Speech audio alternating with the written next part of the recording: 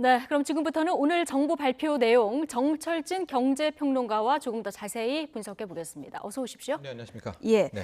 자, 고승범 금융위원장이 오늘 대책 내놓으면서 핵심 기조는 상환 능력 중심의 대출이다 이렇게 얘기를 했거든요. 네.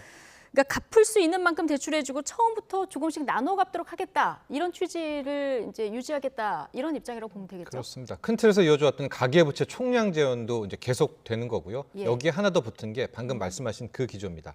빌릴 때는 갚을 수 있는 범위 내에서, 즉 예. 능력 있는 내에서 빌리고 빌렸으면 나누어 갚아라라는 게 핵심이었고요. 여기에 예. 따라서 이제 좀 이따 설명하겠지만 DSR을 굉장히 조이는 게 핵심이라고 볼 수 있겠습니다. 예.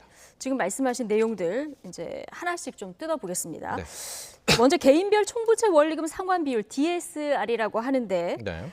자, 이게 연간 개인의 총부채, 그러니까 뭐 신용대출, 학자금 뭐 이런 카드론 다 합한 것의 원리금 상환액을 연간 소득으로 나눈 이런 이제 개념인데요, 비율인데 이 규제 도입을 조금 시기를 앞당기기로 한 거 아니겠습니까? 그렇습니다. 예. 이제 DSR 조금 어렵기도 한데요. 연봉이 있겠죠. 네. 그리고 이제 그 사람이 이런저런 대출이 있었을 겁니다.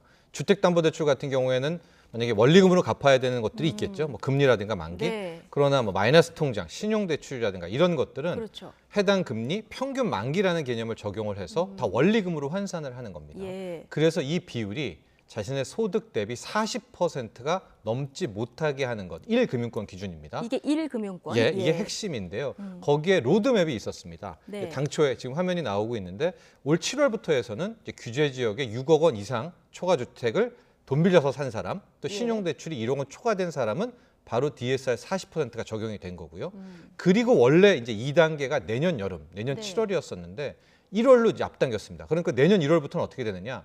뭐 집을 산 뭐 이런 대출 없이 대출이 일단 2억 원을 초과된 사람은 무조건 DSR 40%가 딱 걸리는 거예요. 아, 그렇군요. 예, 그러니까 그러니까 이게 못 내년 빌려요, 7월부터인데 1월로 좀 당겨서 그렇습니다. 이런 그다음에 상황인 3단계는 실은 이제 2023년 7월이었었는데 예. 이건 내년 7월로 1년을 앞당겼죠. 그때는 1억 원이 초과되는 대출을 받는 사람은 이제는 무조건 40% DSR을 적용을 받고 있기 때문에 앞서 말한 것처럼 갚을 수 있는 능력 내에서 빌려라. 네. 라는 그 기조가 이번에 적용이 된 겁니다. 예.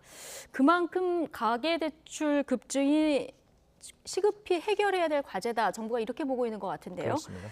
현재 차주별 DSR은 은행권, 조금 전에 말씀해 주셨듯이 40%고요. 그리고 제2금융권이 60%로 이렇게 적용되지 않았습니까? 그렇습니다. 자, 그런데 이것도 내년 1월부터는 제2금융권 DSR 기준이 50%로 이제 하향 조정됩니다. 네.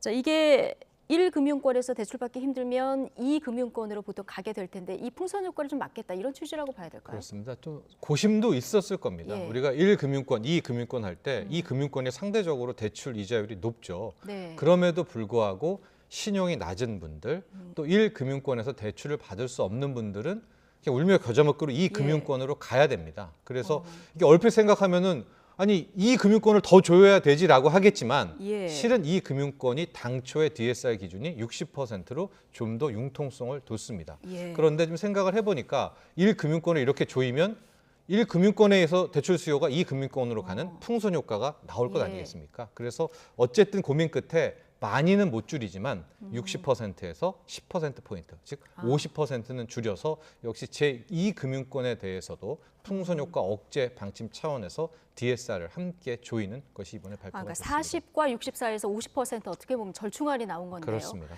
그래도 제2금융권 50%라도 받기 힘들면 이제 뭐 제3금융권 불법 대출 업체로 또 가지는 않을까요? 그것이 이제 가장 큰 고민이고요. 오히려 더 그렇다면은 이제 소위 말하는 가계대출이라는 숙제 때문에 더 많은 소민이라든가 이런 사람들이 정말 그쪽으로 네. 불법 사금융으로 가는 문제이기 때문에 뭐 뒤에서 또 이야기하겠지만 예. 생활 필수 자금 같은 부분들은 어떻게든 정부가 좀 대출에 대해서는 숨통을 트이려는 노력도 이번에 담겼습니다. 예. 그리고 내년 1월부터 DSR 계산할 때 대출 산정 만기도 이제 대폭 줄어듭니다. 네. 신용대출을 봤을 때는 7년에서 5년으로 줄어들고 비주택 담보대출은 10년에서 8년. 네. 이렇게 되면은 1년에 내야 되는 원리금 부담이 커지는 거 아니겠습니까? 그렇죠.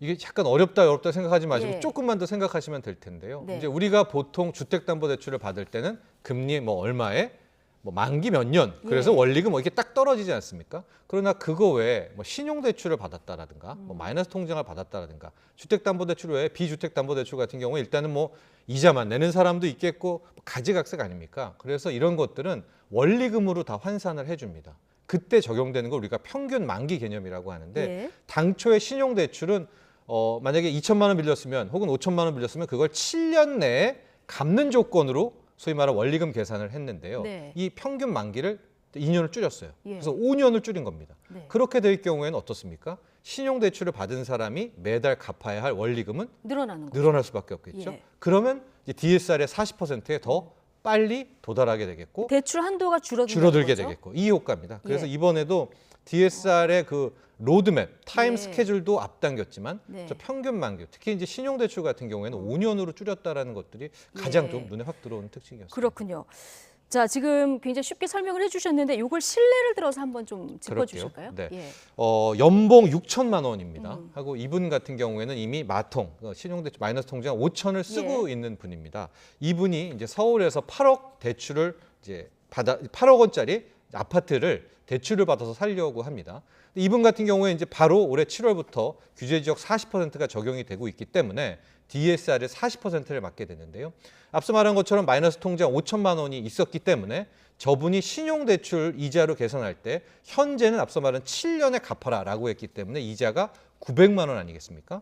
그러면은 앞서 말한 것처럼 저 6천만 원의 40%를 적용하면 이분이 갚아야 할 연간의 원리금은 2,400만 원. 그러니까 신용대출 원리금을 일단 900만 원 내야 되고 주택담보대출을 1,500만 원밖에 못 빌리게 되니까 저것을 역추산하게 되면 이 주담대는 2억 7,500만 원이 가능했습니다. 네. 이걸 잘 기억하시고요. 자, 근데 이제 바뀝니다. 내년 1월부터 이게 쪼이게 되게 될 텐데 똑같은 경우인데 이분이 이제 뭐 마이너스 통장적 5천만 원의 금리 4%가 지금은 원리금 계산을 할 때는 7년을 계산했잖아요. 근데 저게 5년으로 줄어들게 되니까 예. 이분이 1년에 갚아야 될 게 1,200만 원으로 늘어난 거예요. 아. 아까 900만 원이었고요. 그렇게 되면 상대적으로 주담대에서 받아야 될 폭이 줄어들 수밖에 없어서 앞서와 다르게 주택담보대출을 2억 2천만 원으로 약 한 5천만 원 정도가 이제 대출이 줄어들게 되는 그런 부분이 있다라는 것을 적용을 하셔서 큰 틀에서 보면 이제는 기존의 빚들 대출이 많이 있었던 부분들은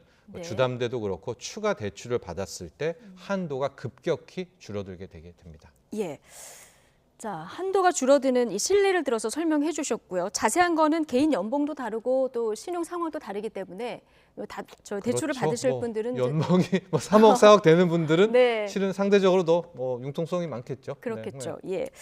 자, 관심이었던 전세 대출은 실수요자 보호 차원에서 예외를 인정하기로 네. 했어요. 네, 예. 그렇습니다. 예외 부분이 이제 가장 또 핵심이었었는데 전세 대출은 말이 많았었죠. 당초에는 아예 전세 대출 규제로 갔다고 하다가 정말 많은 네. 이제 반발이 있어서 그다음 나왔던 게 DSR 방금 말한 것처럼 원리금 상환한 거에 전세 대출을 넣겠다라는 소문이 좀 돌았어요. 근데 예. 이거 들어가면 진짜 문제가 커지잖아요. 전세 대출을 또 원리금으로 환산해서 개인 대출에 넣으면 정말로 DSR을 깐깐해지기 때문에 예. 이제 DSR 거기에도 전세 대출을 안 넣겠다라고 완전 결론이 나왔고요. 그다음 또 하나가 아파트 이제 집단 대출, 잔금 대출 받았을 때도 이것도 깐깐하게 줘야겠다라고 했었는데 이렇게 되니까 집 다 샀다가 아예 이 잔금 대출을 못 갚아서 집에 네. 입지 못한 이런 사례도 있어서 이 잔금 대출 같은 경우에는 해당 은행들이 그 아파트 사업장을 보고 뭐 결정해라 이런 쪽으로 어떻게든 결론이 났습니다. 예. 그리고 예외가 있었는데 네. 결혼이라든가요, 장례식, 장례 같은 큰 뭐 집안의 사건이겠죠. 그 다음에 병원 수술 같은 거 이런 예. 급격한 이유일 때는 어느 정도 이 신용대출 등에 있어서 숨통을 좀 틔워주기로 예외 조항을 뒀습니다. 예. 근데 정부가 뭐 이렇게까지 대책을 내놓는 거는 가계부채 증가율이 그만큼 심각하다 이런 거 아니겠습니까? 네. 좀 가계부채 급증 원인을 찾자고 하면은 아무래도 최근에 현 정부 들어서 폭등한 이 집값을 빼놓을 수가 없을 것 같습니다. 그렇죠. 이제 우리가 그런 얘기 많이 하잖아요. 아니 힘들어가지고 대출 빌렸는데 이분들까지 피해가 간다라는 건데요. 이제 실제로 지금 나오는 것은 월간 예. 가계 부채 증가액들이 쭉 나오고 있고 어쨌든 우리가 지금 1,800조가 넘어서 예. GDP 대비 뭐 100%를 다 채우게 되는 이제 그런 문제가 됐었는데 이제 월간으로 봤을 때 가계 부채 증가율과 그 가계 부채를 왜 졌느냐라는 이제 이 주택담보대출을 좀 보게 되시면요. 네. 최근 7월, 8월, 9월 쪽을 보십시오. 가계부채에서 7월까지만 해도 15조 빌렸을 때 7조가 주담대였는데 8월, 9월을 보면 거의 가계부채 늘어난 거에 다수가 주택담보대출이라는 걸 알 수가 있죠. 그러네요. 그건 결국 뭐냐? 예. 가계부채 져서 빚내서 이제 집 샀다라는 쪽인 거죠. 물론 예. 정말 어려워서 대출 빌린 분도 있겠지만은 지금 전반적으로 1,800조를 네. 놓고 보면 우리 그 주택담보대출, 전세대출 합쳐서 이게 한 1,200조는 부동산과 연계가 되어 네. 있거든요. 그래서 큰 틀에서의 이 가계부채 규제 대책은 또 부동산 대책과도 맞물려 있지 않느냐, 예. 또 이런 해석도 가능합니다. 예. 지금 가계부채, 부동산 대책하고도 이제 연결이 된다 이렇게 말씀하셨는데 그렇다면은 지금 이 대출 규제가 앞으로 부동산 시장에 어느 정도 영향이 있을까요? 일단 영향은 주겠죠. 예. 왜냐하면 이제 뭐 주식도 그렇고요. 부동산이라고 이제 소위 말하는 가격을 이렇게 상승한다라는 것은 그 다음 매수자가 더 높은 가격에 그 물건을 받는 거 아니겠습니까? 예. 주식도 그래야 가격이 오르는 건데 일단 지금 가계대출 규제를 좀 보게 된다면 현재 이렇게 높은 집값에서 이제 더 높은 가격에 과연 누가 물량을 받을 수가 있겠느냐라는 그런 생각을 가질 수가 있습니다. 예. 그래서 이 정도의 가계대출은 분명히 이제 추가 소위 말하는 이제 부동산 집값 상승에는 영향을 줄 수는 있겠지만 예. 또 그렇다고 해서 뭐 이것을 집값을 막 완전히 떨어뜨릴 정도, 뚝 떨어뜨릴 정도의 강도냐, 그것은 좀 생각해 볼 필요가 있겠습니다. 왜냐하면 아직까지 금리 자체 수준이 높지가 않거든요. 예. 저는 보통 어느 정도의 부동산까지 영향을 주려면 주택담보대출 금리가 이제 한 5%대, 아. 4.5 이상까지 튈 때가 소위 말하는 원리금 예. 부담이 커질 것 같으니까 그런 부분이 있어서 일단은 뭐 집값을 멈추게 하는 데는 이번에 가계부대출 그 규제가 큰 영향을 줄 수는 있겠지만 네. 이걸 때문에 집값이 확 떨어진다라는 예. 것은 좀 더 생각해 볼 필요가 있겠고 다만 상승을 최근 멈추게 하는 정도의 역할을 할 것이다. 그렇죠. 예. 그러나 지금 보면 전반적으로 금리 인상 추세가 빠르게 퍼져나가고 있지 않습니까? 우리도 예. 아마 이제 11월에 어떻게 될지 모르고요. 내년 초에도. 그런데 여기에서 금리가 더 튀어오르게 된다면 네. 이제부터는 좀 상황은 달라지죠. 왜냐하면 기존 대출의 금리도 올라가는데 지금 추가 대출은 막혀 있지 않습니까? 예. 이렇게 된다면 부동산에는 상당한 영향을 줄 수 있다고 봅니다. 아, 그러니까요. 기준금리는 다음 달에 인상이 거의 확실합니다. 거의 확실하잖아요. 근데 집값은 상승을 멈추게 하는 정도다. 근데 이미 너무 많이 올라 있고요. 네. 실수요자 입장에서는 집값은 이미 올라 있고 대출 받기는 힘들고 이자는 오르고 네. 더 힘들어질 것 같은데. 그러니까 신규 매수가 힘들겠죠. 예. 예, 아마 추가 매수자가 안 나온다면 가격이라는 것은 더 높은 가격에 누가 사줘야 되는데 아마 그런 매수세가 떨어지게 될 것이고 예. 그렇다면 상당 부분 이제 우하향하는 모습을 그리게 될 텐데 집값이 완전히 떨어지게 되는 뭐 급락이나 폭락은 가능성은 실은 시중 금리가 뭐 거의 한 여기서부터 더 튀어 오르게 될 때는 빨간불 위험 신호가 있을 수가 있어서 당국도 저는 뭐 누누이 네. 말하지만 좀 이제부터 결정을 해야 될 겁니다. 네. 즉 이것을 연착륙으로 갈 건지 예. 아니면 경착륙으로 갈 건지에 대한 그런 부분들을 걱정해야 될 때가 아닌가 봅니다. 예. 자, 오늘 가계부채 대책으로 가계부채를 얼마나 줄일 수 있느냐 이제 이게 포인트일 텐데. 자, 정부는 내년 가계대출 증가율을 실물 경제 성장 속도인 4에서 5% 수준으로 관리하겠다. 네. 자, 이런 목표를 정했거든요. 가능할까요? 글쎄요. 이제 올해도 누른다 했는데 이제 7% 성장, 7%, 예, 예. 증가율이 나왔지 않습니까? 내년 목표가 이제 4에서 5% 예. 증가세를 막아보겠다라고 했는데 일단은 이제 대선이 있겠고요. 대선 전후를 이렇게 놓고 본다면 굉장히 좀 이렇게 더 깐깐하게 조이기는 힘들지 않겠는가. 예. 그러나 이제 내년 하반기로 갈 경우에 만에 하나 물가가 인플레이션이 급격하게 오르게 될 경우에 이제 시장 금리도 따로 오를 거 아니겠습니까? 그렇게 된다면 이제 맘 놓고 예전처럼 저금리세처럼 대출을 할 수가 없겠죠. 그래서 저는 오히려 과연 4%대로 이 대출 증가세를 억제할 수 있는가는 역설적으로 물가 상승과 굉장히 영향을 많이 받을 수 예. 있겠다 이렇게 봅니다. 자, 물가 상승도 지금 비상입니다. 네.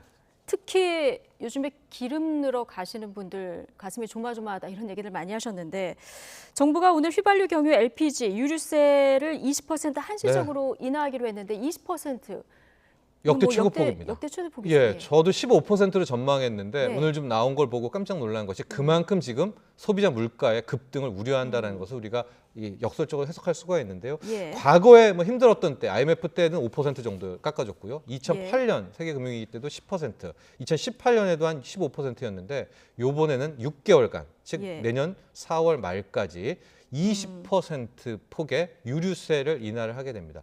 이게 기름값으로 얼마야? 그래서 바로 좀 계산을 좀 하면요. 예. 휘발유 같은 경우에는 대략 한 160원대, 164원대 예. 리터당입니다. 네. 하고 경유가 116원.